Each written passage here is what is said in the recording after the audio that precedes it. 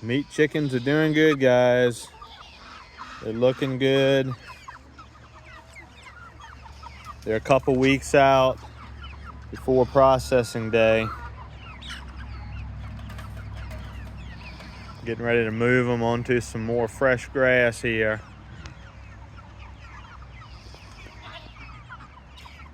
They're looking good.